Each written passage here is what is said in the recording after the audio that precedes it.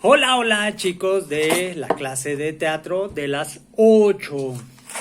No, no es cierto, no son de las 8, solo los lunes, 8:30.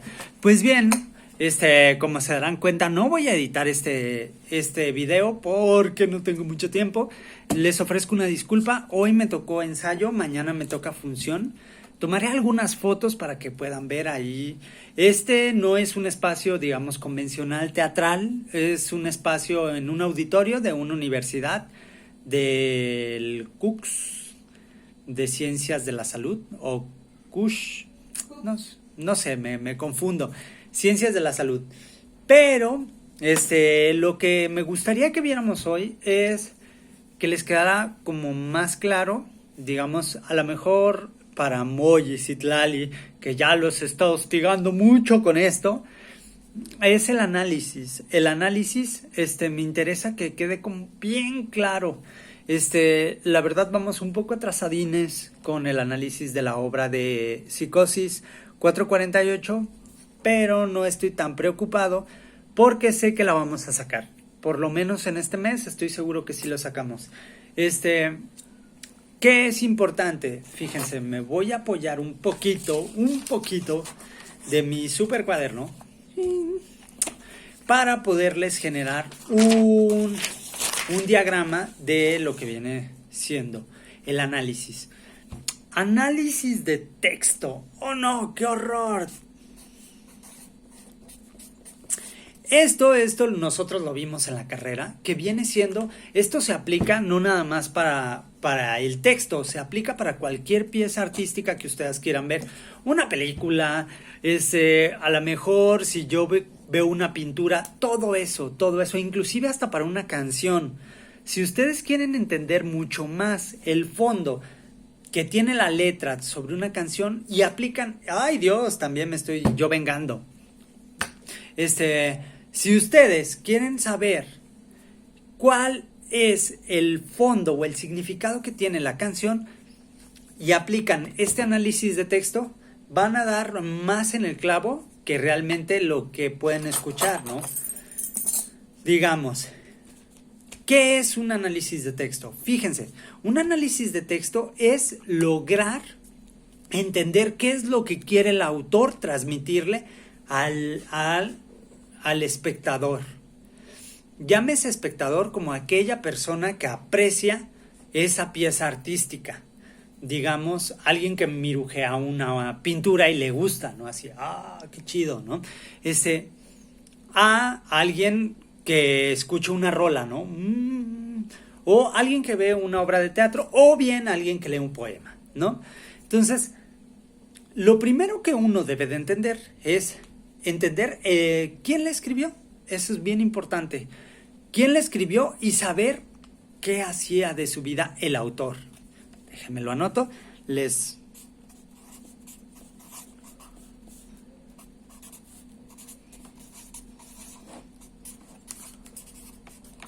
Saber su vida y su obra. Porque créanme, hay ocasiones donde los autores solo escriben una obra y mueren. Pero una obra muy buena, como Boisek. O bien, ¿cómo se llama? O puede ser que fueron autores muy prolíficos y crearon como Van Gogh, que Van Gogh creó más de 1000 pinturas, ¿no? Y bocetos grabados y todo. Entonces, una persona que trabajaba todos los días. O bien, te ayuda a entender mucho el contexto de su vida para entender el por qué se expresa de esa manera. Entonces, primero, saber la biografía del autor nos da la clave para entender la obra. Luego, saber los contextos históricos.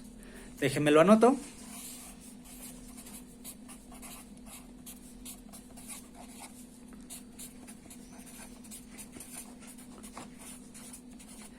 Caray, creo que el profe se me hace como que está divagando porque dijo contextos históricos. Sí, ojo, los contextos históricos, ¿a qué me refiero? Un ejemplo, si hablamos de una obra, no siempre las piezas artísticas hablan de la época en que fueron escritas. ¿Cómo? A ver, creo que cada vez es más confuso. tranquilos. Un ejemplo, Julio Verne escribió Viaje a la Luna. Él no era su época, Viaje a la Luna, sino que él de otra manera miraba al futuro. Pero, por ejemplo, tenemos otras obras que pueden hablar del pasado. Por ejemplo, la obra de teatro que se llama La Malinche fue escrita aproximadamente en 1980 y habla de una época histórica del México antiguo, ¿no? Entonces estamos hablando de épocas. ¿Por qué contextos históricos? Porque es importante saber el contexto histórico de la obra.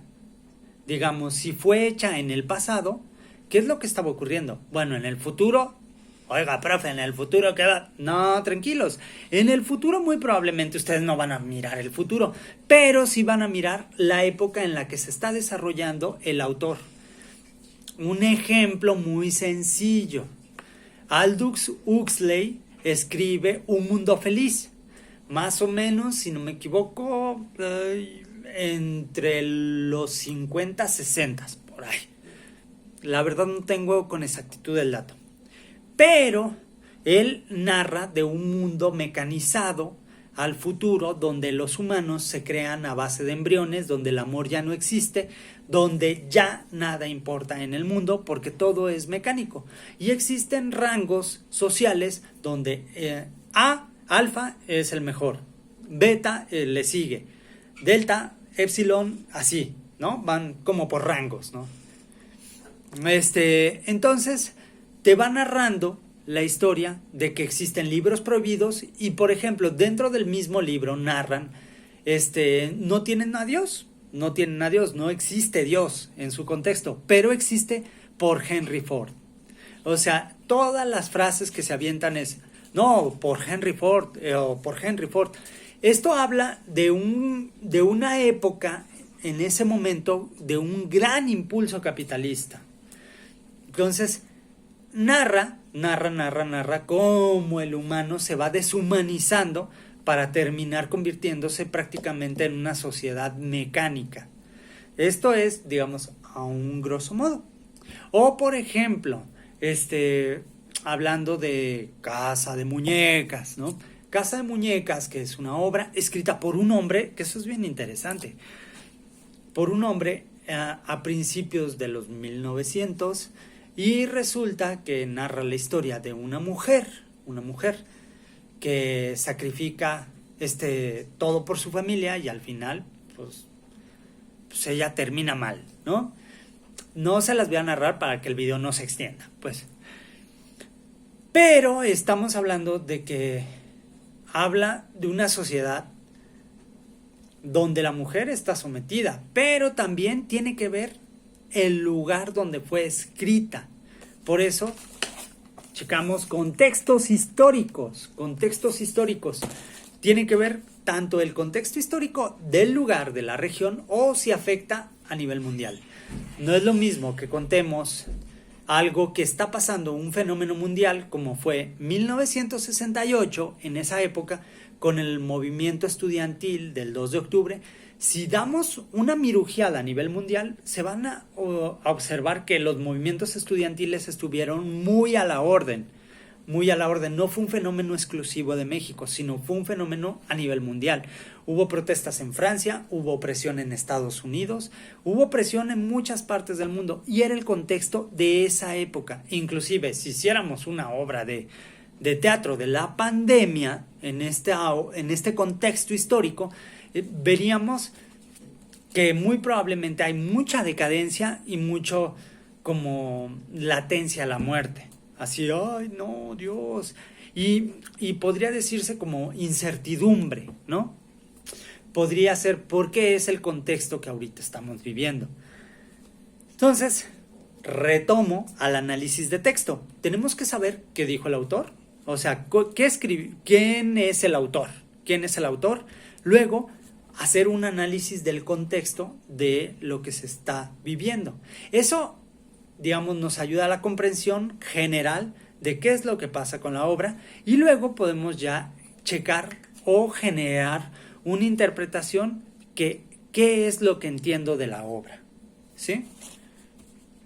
Digamos, el discurso de la obra.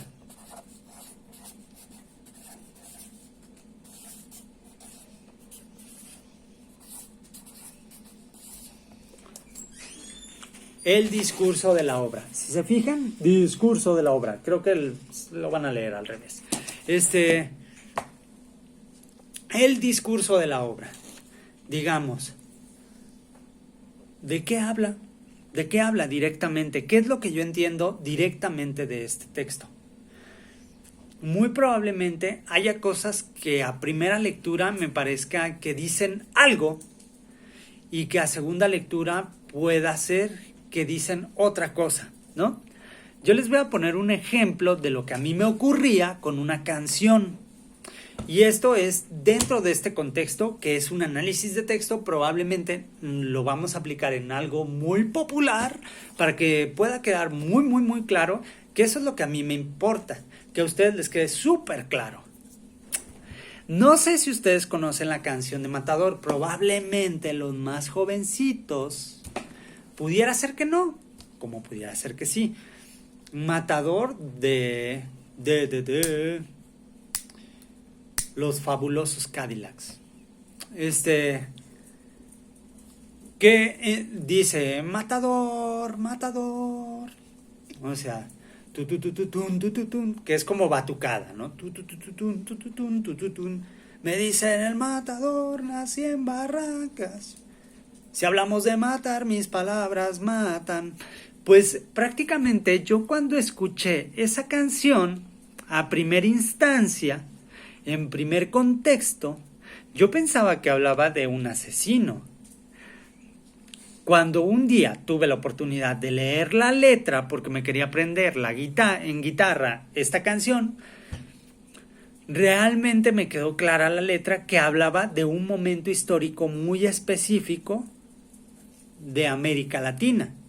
Porque no sé, digamos, los Fabulosos Cadillacs, ¿ya ven? Vamos a aplicar esto, ¿va? Vamos a aplicar esto a esa cancioncita. Pues sí, lo vamos a aplicar para que vean que sí pega. ¿Quién es el autor, digamos? En este caso yo no sé con exactitud quién es el autor, pero vamos a simular que el autor sean los Fabulosos Cadillacs. Digamos, ellos que son, pues unos rockeros aproximadamente de los 90s, pegaron mucho, fue genial, una banda muy buena. El contexto histórico, vamos, esto es un análisis muy somero, o sea, no vayan a creer, es eso lo que dice el profe. No, es muy somero solo para ejemplo. Contexto histórico. ¿Qué pasa? La canción nos habla del matador que dice que es el matador porque él escribe. Si hablamos de matar, mis palabras matan, que es lo que dice la letra. Y dentro de la misma canción hace referencia a cantantes que han matado, ¿no? Por ejemplo, dice que suenan, son balas, me atrapan, no calla, resiste, Víctor Jara. Entonces, a lo mejor no va en ese orden, pero lo que sí va es, sí viene ese nombre, Víctor Jara, viene León, y vienen, según creo que son así como de los autores, y eso nos da norte para saber en qué época pasó eso, en qué época. Prácticamente, si vemos quién es Víctor Jara, quién es León y todos estos cantantes de los que hacen mención aquí, en esta canción, vamos a remontarnos a una época donde ocurrieron las dictaduras en Latinoamérica, como es la caída de un presidente que fue elegido así de manera legal, pero no le convenía a Estados Unidos, y Estados Unidos lo que hace es le mete zancadilla y mete un golpe de estado y mete a un dictador muy famoso chileno que se llama Augusto Pinochet.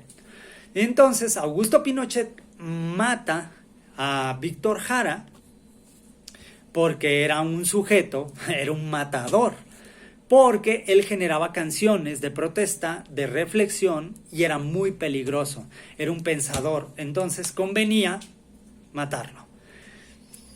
León, la mismo caso, era otro cantante, creo que era argentino, no les quedó mal, por lo menos Víctor Jara sí me consta porque ese me gusta mucho, y también ocurre lo mismo, ocurre en varias partes de Latinoamérica. Si se fijan en el contexto, en México estaba en esa época, estaba lo del 68, ¿sí? O sea, si se fijan, fue como un momento de mucha represión. Ahora ya tenemos más contexto, si se fijan. Ahora en el discurso de lo que dice, ¿no? Me dicen el matador, nací en Barracas, si hablamos de matar, mis palabras matan. No hace mucho tiempo que cayó León Santillán, ahora sí, en cualquier momento me la van a dar. Entonces, si se fijan, habla de que él es un escritor, está viendo cómo caen sus hermanos escritores, y pues él ya sabe su destino, sabe que lo van a matar.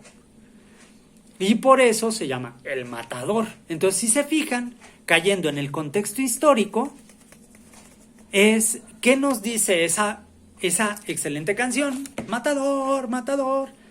Pues habla de cómo los gobiernos, por conveniencia, son capaces de callar las voces, solo por el hecho de que no les conviene.